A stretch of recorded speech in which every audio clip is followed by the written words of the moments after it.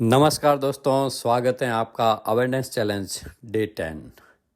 आज हम सीखेंगे कि नकारात्मक इमोशंस जो है वह हमारे इस अबेंडेंस के फ्लो को रोकते हैं।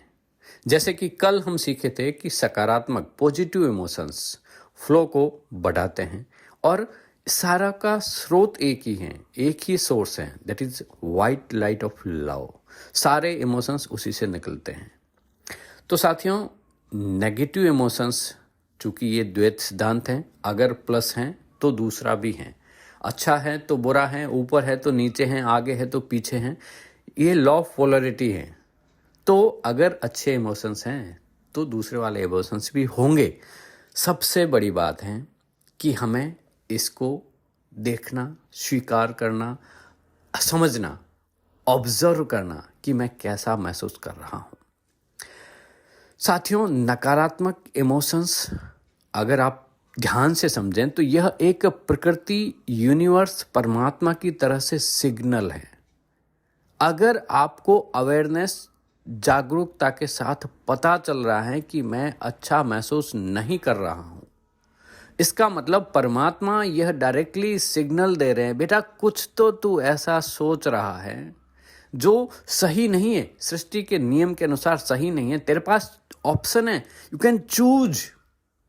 ये सिग्नल है और इस सिग्नल को आप बस पकड़ लें और नकारात्मक नेगेटिव फीलिंग्स को तुरंत से पॉजिटिव इमोशंस के साथ रिप्लेस कर दें।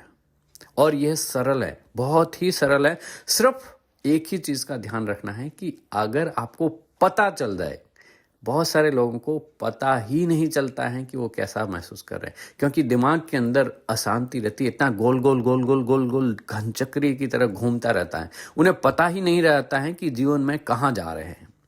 बस भगवत कृपा हो गई, समझ लो ये परमात्मा की कृपा हो गई आपके ऊपर कि आपको पता चल रहा है कि आप कैसा महसूस कर रहे हैं। अरे भाई, अच्छा महसूस नहीं कर रहे हैं तो तुरंत से रोको। ये वैसा ही है जैसे कोई आदमी अगर गड्ढा खोद रहा है और उसे पता चल जाए कि भाई गड्ढा खोद रहा हूं, तो सबसे पहला काम है रोक दो। एक कुदाल भी आगे मत खोदो, बस वहीं से काम शुरू वापस। जैसे ही अवेयरनेस आएगी आप रिप्लेस करें पॉजिटिव इमोशंस के साथ, आप ऊपर की तरफ ग्रो करना शुरू हो जाएंगे हाथों हाथ। ये सारे आपस में जुड़े हुए हैं। एक नकारात्मक इमोशंस बाकी अपने सारे रिश्तेदारों को बुला के ले आएगा और उसकी जड़ है काम। ये जो 5 जो दोस्त बताए थे, जो रिपु बताए थे, दुश्मन बताए थे हमारे सनातन के अंदर, धर्म के अंदर, वह उसका जड़ वही है। काम का मतलब हुआ कि हमारी कामनाएं, हम अपेक्षा करें किसी दूसरे व्यक्ति से कि वो हमें सुख दे, या किसी दूसरी चीज से बाहर जो हमें सुख दे।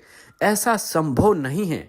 कोई भी व्यक्ति, कोई भी चीज बाहर से आपको सुखी नहीं कर सकती। हाँ, बाहर से फिजिकल भौतिक चीजों से आपको सुविधा मिल सकती।